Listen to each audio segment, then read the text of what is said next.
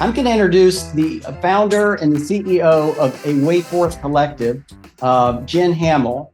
I was in Nashville at a large conference earlier this year, and a person from the Atlanta area that I know said, Wayne, let me introduce you to the person that invited me to be at this conference here.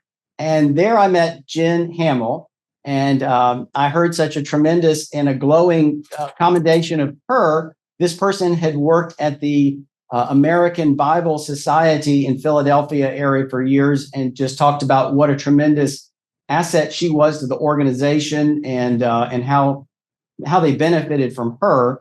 And as life would have it, she had the opportunity to start her own business years ago, and through that, she has collaborated and brought together some highly talented people, such as Brandon, that you'll hear from today. But with that, Jen, I'm going to let you introduce some of your team and say hello to everybody. So, yeah, thank you for that, Wayne. Yeah, really nice to see all you guys. As Wayne said, I'm Jen Hamill, founder and CEO of Wayforth Collective, and I'm here with two colleagues, Brandon Primo, who you'll hear from shortly, and Panit Yalechko. She's also with us here. She'll be teaching the next Lunch and Learn, but she is also expecting, so we'll see how that goes. We got two parents called here today, so. But yeah, we're here because we love nonprofits. We love helping nonprofits with project delivery. We know the good they're trying to do, and we help either leading a project, running an event, or sometimes there's just that process that's so stupid, and it's stupid, and it's slowing you down, and you've always done it that way because you've always done it that way, but they're so busy they don't have time to figure out how to improve it. We can do process improvement too. So we're really just, our hearts are to help you guys deliver on your promises and make a difference. And so, yeah, that's a little bit about us. And so Brandon specifically joined Wayforth in January. And yeah, I feel like you've been here for like 5 years, Brandon. He brings he'll share a little bit more about his backstory, but at Wayforth, we all wear many hats in some respects, but we've all had such a varied background that we bring a lot of unique experiences, and Brandon is no different. So he is, preacher, MBA, has worked as a PM, worked in social services. He has a heart for God. It's amazing, and a passion to do things, and these phenomenal skills to break things down into smaller steps and make it digestible and understandable to teams as they're trying to get their work done. So, yeah, I'll hand it over to Brandon, and he'll tee up what he's going to share about today. Thanks. Hey, good afternoon, everyone. Thank you so much, or your respective time zone. I know we got folk from all over here today, which is great to see. I'm Brandon Primo, and I'll be leading our Lunch and Learn discussion today. Wayne, do you need me to tee off and go in at this point? Are we good to go moving forward? Yes, sir. We're good to move forward, Brandon. Thank you. All right. Excellent. Excellent. Well, thank you, Wayne, and the entire Shore Connections family. I really appreciate you guys having us for this 3-part series, From Dreaming to Doing. And I had a little bit of a dream come true of late. I got a chance to go to Denver, Colorado, and work with Jen directly. And we actually got a little R&R time to do some hiking and just really see the beauty of God's creation through those red rocks. And boy, I never did anything with the CEO that had me lose my breath going up and down those hills. So I certainly appreciate her and the uniqueness and the authenticity of who she is. She probably is undoubtedly the best person I've ever had the privilege and pleasure to work for. So I really brag on her, and I brag on the entire Wayforth team. We're a team of believers that believe in our Lord, and we believe in what we do. Which really allows us to bring the best of who we are to each and every project. So let me get the presentation teed up here, and I'm going to be sharing a little bit with everyone today, a topic that I hope resonates to some extent in terms of how we do what we do from day to day. Again, welcome. little bit more about me. I live in Delaware County, about 20 minutes south of Philadelphia. Been here about 25 years now, but actually grew up in Southern California. So a bit of a back and forth there, but you'll see where that Southern Cal piece comes in a little bit. Just several years of experience and just a lot of different spaces and places. But honestly, the thing that is most consistent with my background is service.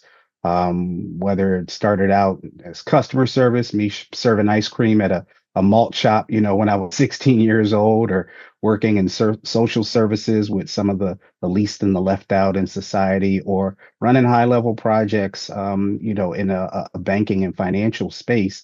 God has always allowed me to really see the people who are involved. And honestly, that's the part of it that I do love most. Received my call to the ministry when I was 19 years old. I'm married, have a wonderful wife, and together we share 5 children and 2 grandchildren. And they are a blessing, kind of spread out in different places, but we all do have those opportunities to get together and make family and memorable moments. So that's a bit about me. Primo is the name. It's easier said than read. So thanks for that, Wayne. I've had it butchered a bit in other places and spaces. So thank you for defaulting to us for that pronunciation. All right, so hopping right in, what are we talking about? All right, we spoke thematically about from dreaming to doing. All right, a lot of time we have these big dreams. I have a big dream now of relocating to another state, and my wife and I are going to move and start a new chapter. But there's the doing of it. The doing of it sometimes is a little bit more difficult than the dream, and that's where some of our fundamental project management principles do come into place. But every dream has a beginning, and I'm going to be talking today about how to plan and launch collaboratively. I cannot, if any husband been married more than 2 seconds, I cannot plan an entire move to another state and relocate without my wife involved. Has to be a collaborative effort. Have to get realtors and a lot of other folk involved in that process, lest I be in trouble. I don't want to be there. So we're going to talk about how to plan just the right amount. I'll expound on that in a little bit. The importance of a kickoff. Got a little football analogy for all of you NFL fans. We're going to talk about project launch, project planning, communication. In the start of my career, I understood that communication is 90% of project management. Really, communication is the background to getting anything done and done well. Then we're going to talk about risk mitigation. Mitigation is just a fancy word for saying how to avoid risks or how to plan for them as best as we can, because certain things are just inevitable. All right, so last time, my colleague Jen, she covered with us what a project is and what a project manager is. But from a definition standpoint, I just kind of want to share a little bit and hopefully give us a little platform to launch off of. Project management is the application of knowledge, skills, tools, and techniques to project activities to meet the project requirements. All right. And that's by Project Management Institute. It's a formal definition, but it's a formal way to say that when it comes to managing projects, it's an endeavor that you can take on by yourself. But when a project manager is involved, we bring certain applicable knowledge. We've developed skills. We utilize tools and techniques so that the project can actually be delivered successfully. The Harvard Business Review tells us that $43 billion are spent every year on projects, but only 35% of those are deemed a success. So there's a lot of waste involved when we endeavor to complete and deliver projects that we're not aware of. And sometimes those things fall by the wayside simply because we have great intentions. We got a lot of passion when we start, but we don't put all of the intricate details into place so that we can be successful after we do start. So the beginning determines the middle and the end of a project and just how successful you will be. So when we talk about planning, when it comes to a project and planning just the right amount, that's to say that if you plan too little, then the level of risk that you'll run into will exponentially increase. And then if you plan too much, you'll have a tendency to overwhelm folk from the onset. And if that planning is too heavy to digest, then you'll have a lot of people just kind of checking out from the start. I don't know how many parents we have on the line, but if you told your son or daughter, as you're walking out the door, wash the dishes, wash the car, vacuum all the floors, clean the baseboards, clean out the garage for spring and winter items, and said, I love you, and left, they'd be overwhelmed. They might have heard the first thing you said and then got immediately discouraged because they had plans to do something else. So when we look at detailed planning, we have to understand that communicating that planning is so important. We want to plan just enough so that everyone can buy in. If I said to my son or daughter as I was leaving, hey, can you wash the dishes so that by the time I get home at 3 p.m., they're washed and put away? They will more than likely tackle that because they have a clear expression of what needs to be done. Or they might come back and say, well, Dad, I got football at 3. Can I do them afterwards? I'd say absolutely. So there's a collaborative effort, even in that conversation, to get the project of washing dishes complete. So that's why balanced and detailed planning accounts for all of the items within the scope of the project. But you also have to remain flexible because oftentimes in organizations, when projects are introduced, it may involve people pivoting away from what they do from day to day and utilizing time in order to lend to that project. And a good project manager doesn't establish a cumbersome load. They actually assist in lightening that load in the process. One of the things that actually also helps in planning just the right amount is focusing on key deliverables and milestones. What are we actually going to produce out of this project? And milestones are great trackers. If you look at that image there in the middle, you have those poles along the way. I don't know if you've ever hiked or jogged or ran. You'll have those milestones or those mile markers that let you know that progress is being made. And when you know that progress is being made, it actually impacts your mood and it impacts your ability to finish well because you know that you're making progress. And then lastly, when you're planning that right amount, that just that right amount, is so important that you involve the entire team in the planning process. Project management is not done in silos. It's not an effort where we'll march into a room and say, you do this, this, and this, and you'll be successful. No, we want to hear from you as subject matter experts, as the people who do what you do from day to day, and we work together with you collaboratively. John Maxwell says, people don't care how much you know until they know how much you care. And instilling that level of care and trust is so important at the onset of the project because people know that you respect them and you respect what you bring to the project.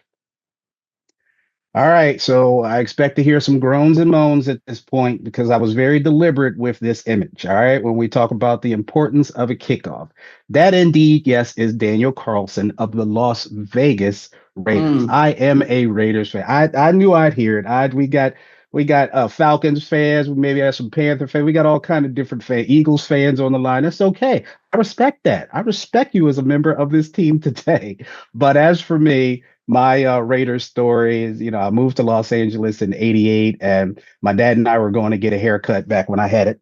And we stopped at a stoplight, and I looked over, and there was Bo Jackson in a Mercedes SL5 with the drop top. And I was like, wow, I said, Dad, give me a pen. I hopped out of the car at the stoplight and ran over to him. And he was with his son. So he signed his autograph on my little slip of paper. And that was how I fell in love with the team. So when we look at any team that kicks off, rules have changed a little bit in the NFL. I don't know how familiar you are, but there's that lining up that happens. Of course, behind the scenes, you got the coaches and the players and the leadership encouraging the guys. But in order to get that game started, there's a formation. All right. And that formation is what sets the tone for success from there. If you kick off and you flub the ball, it gives the other team the advantage. And even in terms of how you kick off, you want to have the proper formation, have everyone in line assured of what they're doing so that they can be successful at their jobs moving forward. So, a good kickoff, of course, it does set that tone, man. If everyone is excited for the project, then you're going to get that forward momentum. If I say, son, do the dishes because I said so, he might not be as excited as opposed to, hey, man, do those dishes. And then after your football practice, I'll pick you up and then we'll go get you a new pair of sneakers from the mall. Of course, he's going to be excited about that kickoff and that tone of that very small project. And then, of course, it aligns your team on goals and expectations. Folk have to be clear on what it is they're aspiring to do. If there's a lack of clarity in terms of what that project will produce and bring, then you're not going to get the kind of buy-in that you need from everyone who's involved. People won't be excited. People won't give their best. And that's just a natural thing, which indeed is the job of the project manager to inspire some of that excitement and that growth. And then also it establishes roles and responsibility. All right. Moving forward, I can go ahead and get the Raiders out of your face. We talk about project launch. All right. So now you have everyone in place. What are those initial activities that you take to in order to get started?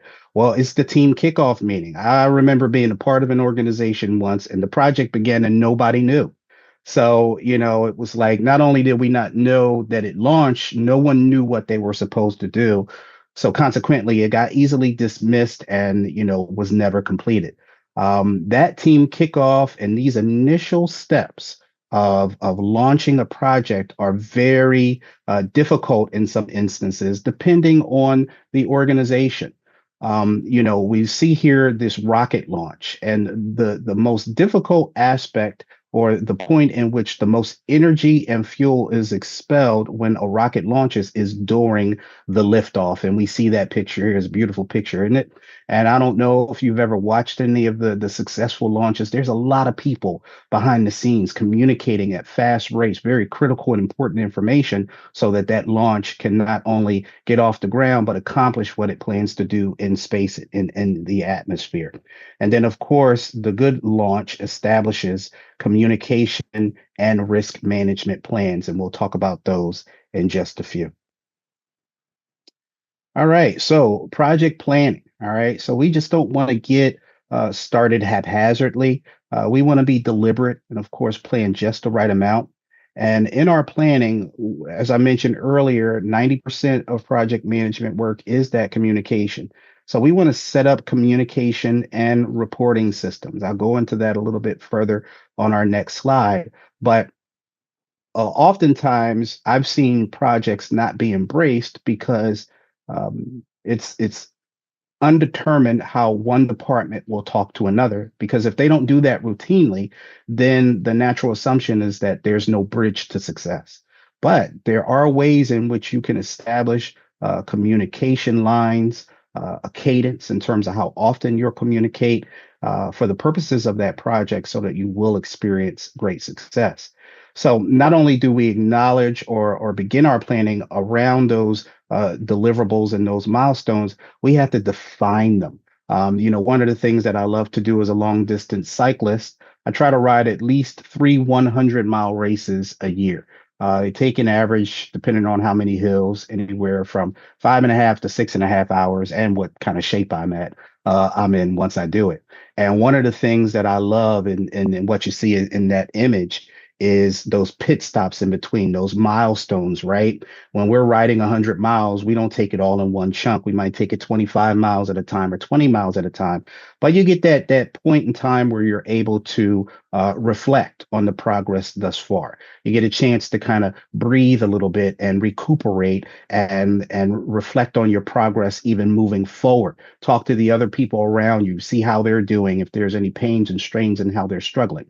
All of that is very apropos as it relates to project management work as well. Those milestones give you time to gather, reflect, and plan moving forward so that if there are any errors made, if there's any strengths that need to really come to the surface, where you need to communicate perhaps more frequently or adjust the process a bit, those milestones are a good way to track and deliver accordingly.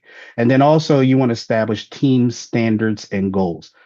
Worked for an organization that had a clear project management standard, which is no meetings on Fridays. All right. I don't know how everyone feels about Friday meetings, but they're not too embraced too often in certain spaces. So that was one thing that we just knew. You had Monday through Thursday to plan, to communicate, to do everything. But then Friday was a time to somewhat decompress and catch up if need be based on the week's activities. All right, so let's talk communication plan. All right, sometimes we believe that in relationship, if we just talk to one another, then everything will be fine, especially in marriage. But you have to be deliberate about how you communicate. You have to take the time and the opportunity to understand what times of communication will look like to an extent. And within the life cycle of a project, meetings are one of the regularities that need to happen. Again, 90% of what we do is that communication. So emails back and forth can tend to be a little bit cumbersome. Last time when Jen spoke, she gave us some instruction in terms of how to create and formulate an actionable email where the recipient would understand clearly what to do and then be equipped with the tools to run forward.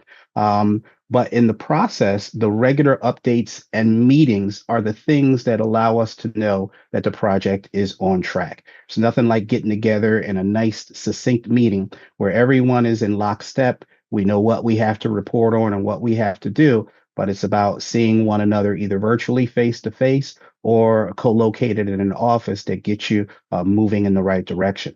And then, of course, we want to use collaborative tools, and these are just a few that have been utilized in our space. These tools are great because they give you the ability to communicate information at a moment's notice. I've found in some instances that based on time zone and things that other folk are doing, sometimes communications lag a bit when it comes to emailing, but it's the instant message that really can get some attention, that you can bring some notoriety to and get that answer back immediately. Sometimes we're working at a fast pace and we need an answer sooner than later, which is why some of these tools, Slack and direct messaging tools, even through Teams, come into play and allow us to get the information that we need throughout the life cycle of the project. And then also, you can establish channels just dedicated to your project so that you know, kind of like a hot potato, if you will, if anything comes up in relationship to that project and specifically aimed towards you, you know that to give it to the attention that it deserves and get an answer right back at the speed of light. Well, maybe not that fast, but faster than a snail mail in some instances. All right. And lastly, I want to talk a little bit about risk mitigation. I told you it's just a fancy word for planning for the worst, right?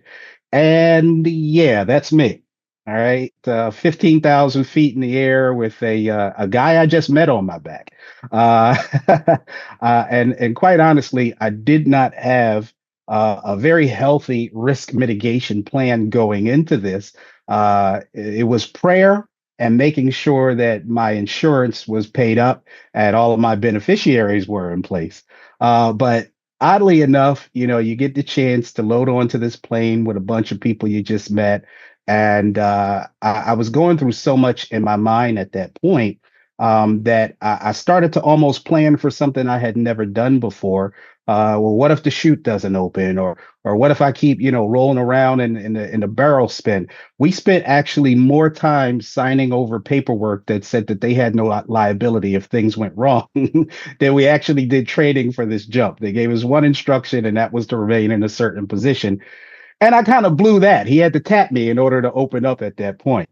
But you know, when risks come, you have to have a response. You have to be ready to respond in some way. So, what we have to do within a project life cycle is identify some of those risks up front to say, okay, if based on what we're working with, this could happen.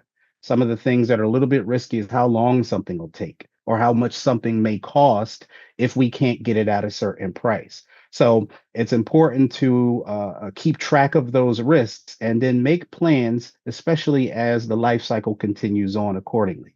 So then you want to also develop a strategy. You want to identify other ways to handle those situations, to prevent those situations. You can also do some risk mitigation through your communication.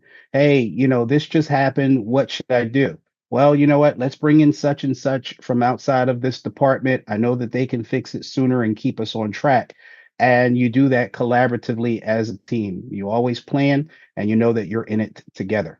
And then you can engage any stakeholders, anyone who might be interested in the project's success in order to go ahead and mitigate those risks and make sure that you can get back on track as quickly as possible. And then, of course, you monitor and adjust as needed through meetings, through communication, and various lines throughout the process.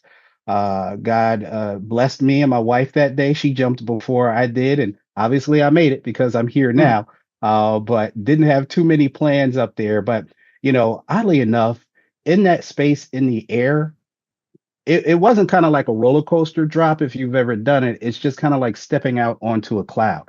And I was very cognizant. I was very aware. I got wind flapping in my face at 120 miles an hour. But I was just really able to behold God's majesty and the creation of man at another level and really gain an appreciation for it. So won't be doing that again. That is off the bucket list. And I'm glad I did it. So to kind of finish up here for us, I want to point us to some tools and resources that will help you in your project management journey, specifically concerning launch. We have a wonderful newsletter that comes out frequently called Collective Thoughts. It's not just a space for project management, it's a space for professional expression, ways to work better. We have little things in there like brain breaks and favorite resources we use in order to do our jobs efficiently. I wrote a brain break, in fact, just about that jump and taking that big leap. It's a metaphor for life. So you can find all kinds of great things in Collective Thoughts. Then we have some free project management templates. You can find those on our websites. And specifically, we have some that are geared towards our topic today. We have a kickoff meeting agenda template, as well as one of how to run an effective meeting. And then we have a whole new project guide. Again, these are resources that are available to you in your journey. If you don't want to go ahead and work with us at this particular point, which I hope you will, you can go ahead and use those resources at least to get you started. If you run into a jam, please do give us a call. And then, of course, you can stay informed with our blog, which are additional expressions, people we've worked with, trends that we've noticed in the industry and within the nonprofit space. And follow us also on LinkedIn. It links us to professionals, those who receive our newsletter and interact with us as a team. We have a very diverse unit of professionals. Again, one of my biggest selling points concerning Wayforth Collective is not just our diversity, but our diversity in skills, background, and ministry experience. And of course, you can contact us anytime that you like with any questions or concerns with regards to this topic or anything else. So what comes next is don't forget to register and join us for our last session, which will be with my counterpart, unless the Lord moves otherwise, Panit Yalechko, and brings her child a little bit sooner. But she'll be coming up on December 4th to discuss Project Health 101 and the deadly sins of project management. Again, this is all within the context of from dreaming to doing. I'll end with this. As a young minister, my pastor came to me with an initiative at the church I was serving at that time. And this initiative involved constructing a space for individuals who were in housing transition, whether folk were evicted or they found their homes burned down or victims of some natural disaster. And the church purchased the space and wanted to get it ready and of course, we needed human resources and we needed planning, but I wasn't at all familiar with project management or the principles involved. Now, by God's grace, we got it done, and we were able to serve people within the community who had need, food and clothing, of course, shelter. And it took about almost 2.5 years. In hindsight, as my career advanced and I began to learn more about project management and project principles, I realized that we could have gotten that done in about 6 months' time based on the resources we had available to us. So when I learned that, I realized just how effective project management tools, principles, frameworks are in terms of not just planning, but planning well, motivating people and bringing services to bear. How much more efficient will we have been if those folk could have gotten on their feet, a year and a half, almost 2 years earlier? So that part of it saddens me to an extent, but I'm glad I know what I know now because I certainly do use the tools in my everyday life. I mentioned my move or my pending move as well, and I got a whole little project board with regards to that too. So I thank you guys so much for your time today. Once again, my name is Brandon Primo. It's been a privilege to share with you this afternoon. Wayne? Brandon, fantastic job. Thank you so much. I'm going to give you a silent hand applause so I don't make too many echoes here, but that is, let's everybody give him a full round of applause. Okay, that was tremendous. Thank you so very much. Mary Beth is one of our co-hosts, Mary Beth Sellers, and I see she is joining us remotely as well, but she may have a question for you that we had pre-talked about. And then after that, we did have several people ask some questions, but I think this will be a good chance for us to collect some of these and perhaps do some of this on social posts to interact with you, Brandon, and the way forth.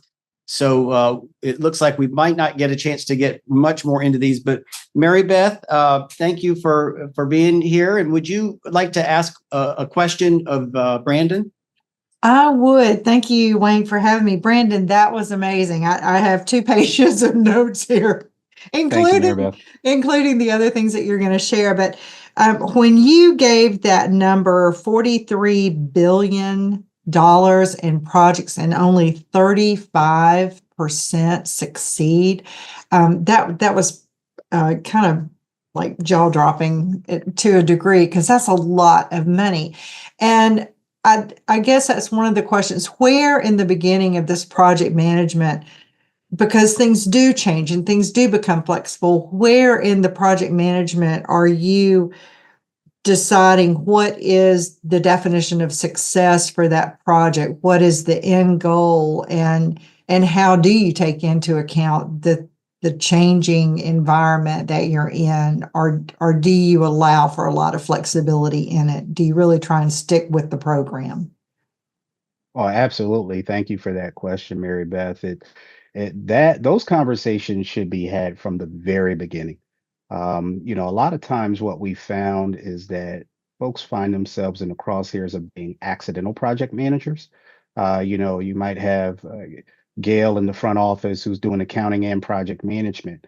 And when you try to merge roles, that doesn't work well because a project manager needs to be dedicated to the effort. And almost, when you think about the old Viking ships and kind of rowing, you got that one up front who's beating that drum while the others row. And, everyone understands their cadence, their movement. And when we speak to those things ahead of time, then it gives folk the opportunity to embrace what they have to do. Of course, you have to be flexible. That is a part of human resources and people management. And of course, the first part of managing people to any extent is, of course, valuing them and their opinions and their perspectives and what they bring. And if you value people, they will always support you in your effort. But dictatorships don't work well in project management space. It's always good to remain open and communicate frequently so that those changes are you're well aware of them and you can broadcast them to those that they impact So communication, of course, as I mentioned earlier, is a very, very important part. But you got to get started early talking about, what the project is and what you like to accomplish. And then that all almost serves as kind of like, the word of God serves in our life. We can always go back to the word in order to know how to live in a particular area. Life has a lot of nuance, and we get caught off guard with different things that happen. So the word is what guides us. The word is what instructs us. And dare I be too lenient on my analogy there, but a project management plan does guide us as well. It keeps us on task. It keeps us aware of what we're doing, because sometimes we can get to doing so much that we forget why we're doing. I like that. Thank you, Brandon.